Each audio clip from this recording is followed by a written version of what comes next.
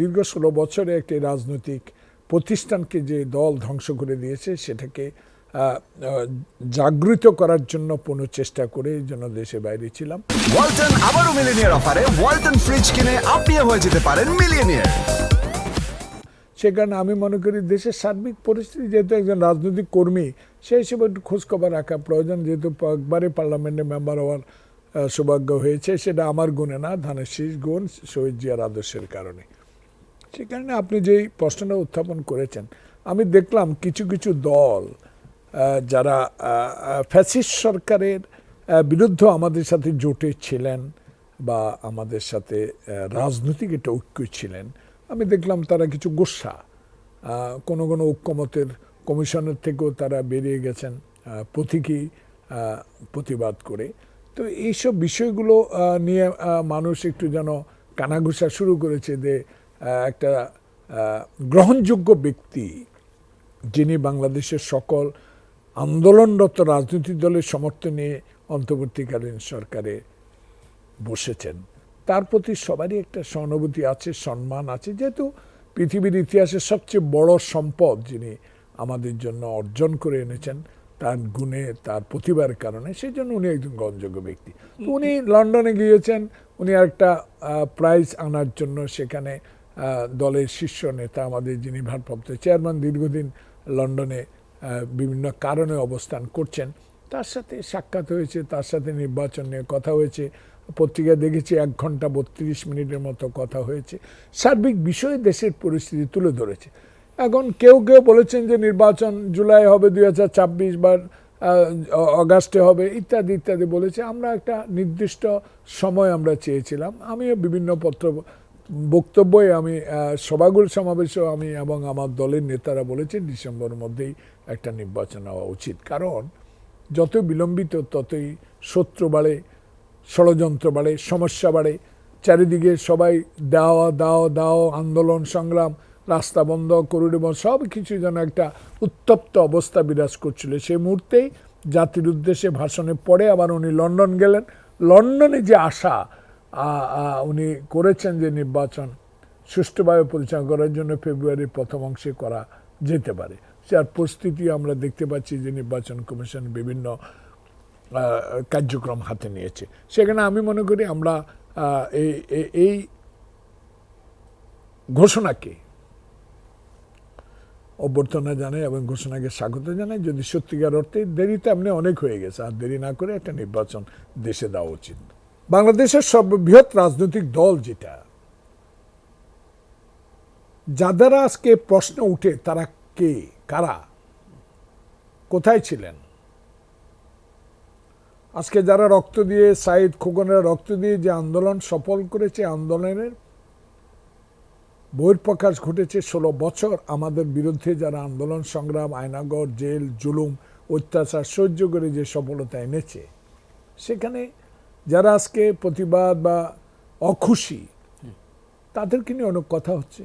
সে কথাগুলো যদি বলতে যায় তাহলে ঐক্য নষ্ট হবে, সে ঐক্য নষ্ট করতে আমি চাই না। আমি শুধু এটুকু বলতে চাই, আর একজন রাজনৈতিক কর্মী হিসেবে যারা আজকে এসব কথাগুলো বলেছে, যখন আমরা শিক্ষা 62 সালে 8ম শ্রেণীর ছাত্র শিক্ষা কমিশনের বিরুদ্ধে আন্দোলনে নেমে ফেরদৌস করেছে, হাত ধরে রাজনীতি শুরু করেছি, তখন থেকে এখনো রাজনীতিতে আছি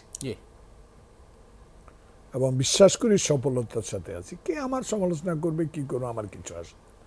আমি এটুকু ওনাদের উদ্দেশ্যে বলতে চাই যে দেশে ঐক্য যদি চান, এই কথাগুলো বলা আপনাদের উচিত না। যে কোনো নেতার সাথে আলোচনা হইতেই পারে, কেন, জামাত ইসলামের আমির অত্যন্ত ভালো মানুষ, ওনাকে আমি আজকে পার্সোনালভাবে চিনি। উনি কী ছিলেন তখন, ছাত্র রাজনীতি কখন করতেন, কি করতেন, ওনার সাথেও একান্ত আলোচনা করলে তো কোনো অসুবিধা। উনি যদি লন্ডনে থাকতেন তাহলে ওনার সাথে আলাপ করতে পারতেন। তাহলে এই নিয়ে এত মুখরোচক ঘটনা করে দেশের বিভ্রান্ত করাটা অন্যায় আমি বলে মনে করি। সেখানে আমি মনে করি রাজনৈতিক ঐক্য বিনষ্ট করার একটিমাত্র উপায়, কারণ এরা এখন বুঝতে পেরেছে দেশে যত দ্রুত নির্বাচন দিবে, যত দ্রুত নির্বাচন হবে, এদের অবস্থানটা কোথায়, সে অবস্থানটা তৈরির জন্য হয়তো বা মনোকষ্ট পেয়েছেন, একটু অখুশি হয়েছেন। সেখানে আমি মনে করি এইসব বিবৃতি দিয়ে কোনো ফায়দা হবে কিনা আমি মনে করি না। তবে অনুরোধ জানাবো, এইসব বিভ্রান্তকর কথা না বলাই ভালো। দেশে ইউনূস সরকার এপ্রিলে দিবে না ফেব্রুয়ারি দিবে, ডাক্তার জাহিদ যেটা বলেছে আমি ওনার সাথে একটু দ্বিমত পোষণ করব যে ওনার বলা উচিত ছিল না ছিল, এটা বলা আমাদের পক্ষে সঠিক না। উনি ভালো মনে করেছে ওনার সাথে আলোচনা করে যে আপনার কথাই ঠিক, উনি হয়তো ওনাকে কনভিন্স করতে পেরেছেন তারেক রহমান যে ফেব্রুয়ারিতে নির্বাচনটা হওয়া উচিত। এখন বিশ্লেষকরা নানা রকম কথা বলবে, সেটা আমরা গ্রহণ করি আর না করি, কিন্তু জামাতে ইসলামের উদ্যত আচরণটা আমার পক্ষে গ্রহণ করা সম্ভব না। আপনি বলছেন ফ্যাসিবাদ বিরোধী আন্দোলনে জামাত আপনাদের সঙ্গে ঐক্যবদ্ধ ছিল, আপনি কি মনে করেন এখন এটা রাজনৈতিক আমাদের ঐক্য কি এখনো আছে? না, রাজনৈতিক জোট ছিল, ঐক্য এখন আর থাকবে কি? এখন তো ফ্যাসিস্ট হাসিনা নাই, কার বিরুদ্ধে রাজনৈতিক আন্দোলন করে ঐক্য দেওয়া? এখন যার যার প্ল্যাটফর্মে নির্বাচন করবে, যার যার অবস্থানেতে কত সিট আনতে পারবে এই নিয়ে সবাই ব্যস্ত। এই জন্যই তো একটু অখুশি ওনারা যে নির্বাচনটা আরও দেরিতে হলে ওনারা আরও জনগণের কাছে যেতে পারবে। এটা ধারণা, এটা আমার কথা না, জনগণে বলা শুরু করে। যেহেতু আমি গ্রামের ছেলে, গ্রামেই থাকি, আমি গ্রাম থেকে পরপর 5 বার এমপি হওয়ার সৌভাগ্য হয়েছে, তো গ্রামের মানুষের সাথে আমার একটা সম্পর্ক আছে। আর লেখাপড়া তো কম জানি না, ঢাকা বিশ্ববিদ্যালয় থেকে লেখাপড়া করে অনেক সাবজেক্টে লেখাপড়া করেছি। সে কারণে আমি স্পষ্ট ভাষা বলতে চাই, এমন কথা বলা প্রয়োজন না যেটা আমাদের এই ঐক্যকে নষ্ট করবে। কারণ তারেক রহমান তো এমন ব্যক্তি না যে ব্যক্তির সাথে আলোচনা করলে উনি অখুশি হয়েছেন। দেশে আসতে আলোচনা করতে পারতো, ওইখানে উনি গেছেন, ওইখানে আলোচনা হয়েছে। এটা তো মনক্ষুণ্ণ হওয়ার কোনো কারণ বলে আমি মনে করি না। যেই বিষয়তে ওনারা বর্জন করেছে, এই বিষয়টা কতটুকু জনগণ গ্রহণ করেছে? দেশে একটা ঐক্য যেটা ছিল, দোষ ত্রুটি সবার মধ্যে থাকতে পারে, ভুলভ্রান্তি হতে পারে, সেই ভুলভ্রান্তির কারণে যে পথে ডক্টর ইউনূস এগিয়ে যাচ্ছে একটা নির্বাচনের জন্য, এমনিই তো দেরি হয়ে গেল। এমনি তো যে অবস্থা, উত্তপ্ত সচিবালয়, সব দাবি যেন ইউনূসের কাছে, সব দাবি যেন যমুনার দিকে, সব দাবি যেন প্রেস ক্লাবের দিকে। What is this? এগুলা তো হাসিনার আমলে এগুলো হয়নি, এখন এগুলো হচ্ছে সুযোগটা এই জন্য পুলিশ মারমুখী না, এই সরকার মারমুখী না, এই সরকারের পুলিশ কোনো মামলা করছে না, সেই কারণে হতে পারে। কিন্তু এখন এই ঐক্যটা নষ্টের জন্য যদি নির্বাচনকে বিলম্বিত করা হয়, কারা আসবে? আপনি দেখেন আজকে একটা নিউজ আমি দেখলাম, জাহিদ ভাই, আপনি আমার বয়সে অনেক ছোট, কিন্তু আমি খুব স্নেহ করি ওনাকে, ভাই ডাকি আমি এই কারণে যে দেখেন আজকে একটা স্টেটমেন্ট রয়েছে 40 জন ডিসির বদলাবার জন্য, এটা কতটুকু সত্য আমি জানি না, জামাতে ইসলাম প্রস্তাব করেছে 40 জন ডিসিকে পরিবর্তন করতে হবে। জামাতে ইসলাম এবং এনসিপি লেখা আমি আছে, জানি না, এনসিপি আমি দেখি। এবং এই দুজন আবার নির্বাচন কমিশনও মানি না, এই আওয়াজ শুরু করেছে। ইয়েস, আচ্ছা, যেদিন আমি প্রেস ক্লাবে একটা আপনি হেড নিউজ করছেন আমি দেখছি, সেখানে আমি বলছি যে নির্বাচন কমিশনের সামনে যায় পদত্যাগ চায় বা মানি না বলার তো এখনো সেই সময়টুকু আসে নাই, সে কারণে আমি জাহিদ ভাইয়ের সাথে একমত যে আমাদের এমনি দেরি। আর নির্বাচন ঐক্যটা ভাই যেটা বলছে সাইদ ভাই সুন্দর কথা বলছে, এটা যুক্তিপূর্ণ কথা বলেছে যে ওনারা বিচার মানির তালগাছ। আমার মলে শাহজাহান খান আমার বন্ধু মানুষ, একসাথে আমরা লেখাপড়া করছি, উনি জাসদে চলে গেল, আমি রয়ে গেলাম। তাকে একদিন যেদিন খালেদা জিয়ার বাসভবনের দিকে মিছিল নিয়ে যাচ্ছে, আমি গুলশান 2 নম্বর আমার বাসা, ওইখানে আমি সামনে দাঁড়িয়ে বললাম আমাকে মার, তবে এটা করিস না, কারণ তাহলে আমারও সাহস বেড়ে যাবে তোর প্রধানমন্ত্রী বিরোধী দল থাকলে আমি তার বাসা দিয়ে যাওয়ার জন্য, এগুলো না করাই ভালো। সে কারণে সেদিন সে আমাকে বলেছিল দেখ জীবনেও ক্ষমতা তোরা আসতে পারবি না, আজকে কোথায় তারা। তো এগুলা অহংকার বিএনপি করে না, যে জন্য তারেক রহমানকে অনেক কথা বলে। আমি একটা জিনিস ওনার থেকে শিখেছি, ওনার কাছে শেখার অনেকগুলো জিনিস আছে, যে প্রতিভা নিয়ে উনি আগাচ্ছিলেন এতদিন, সমালোচনা করতে পারে, একটা দলের চেয়ারপারসনকে সমালোচনা করবেই, কিন্তু উনি যে কথাগুলো অগাস্টের বিপ্লবের পর বলছে, কোন কথাটা অগ্রহণযোগ্য এবং সমালোচনা, এই বিষয়টা আমার বিজ্ঞ সাংবাদিক সাইদ ভাই আছে, এই বিষয়টা আমি আপনাদের থেকে জানতে চাবো। তাহলে আমার সে প্রশ্ন করেন, আমি উত্তর দিব। আমার কথাটা বুঝতে পারছি যে জামাতে ইসলাম তাহের ভাই আমার পাশে, ওনার বাড়ি আমার বাড়ি 14 গ্রাম সেনবাগ পাশাপাশি, অত্যন্ত ভালো লোক, মামলা খাচ্ছে, জেল খাটছে, অস্বীকার করি না, কিন্তু উনি একটা ভিন্ন মতের রাজনীতি করে, আমি একটা ভিন্ন মতের রাজনীতি।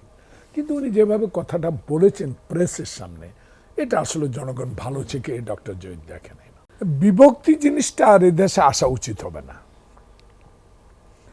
কারণ এই বিভক্তি সেই 71 সালের স্বাধীনতার পরও দেখলাম মেজর জলিলকে যেদিন গ্রেপ্তার করে, তখন আমরা বলছিলাম, শাহজাহান সিরাজ এক জায়গায় কথা বলছিলাম, আমরা বসে বসে, কুদ্দুস ভাই মরে গেল, আব্দুল কুদ্দুস মাখন, আমার মনে পড়ে সে কথাগুলো, যে লোকটা একটা সেক্টর কমান্ডার যুদ্ধ করছে দেশ খালি পায়ে, আমি নিজে দেখেছি তার, সে লোকটা যখন ভারতের বিরুদ্ধে করলো, আমার হাজার হাজার কোটি টাকার সম্পদ নিয়ে যাচ্ছে, আমার ইন্ডাস্ট্রি মেশিন খুলে নিয়ে যাচ্ছে, অস্ত্র নিয়ে যাচ্ছে, বাস ট্রাকগুলো নিয়ে যাচ্ছে, এগুলো প্রতিবাদ করা যাবে না, সেই প্রতিবাদী লোককেও গ্রেপ্তার করা হয়েছে। তখন থেকে বাংলাদেশের স্বাধীনতার সংগ্রামে ইন্ডিয়ার, ভারতের যে সমর্থন, সে সমর্থনটুকু আস্তে আস্তে তারা হারিয়ে ফেলেছে।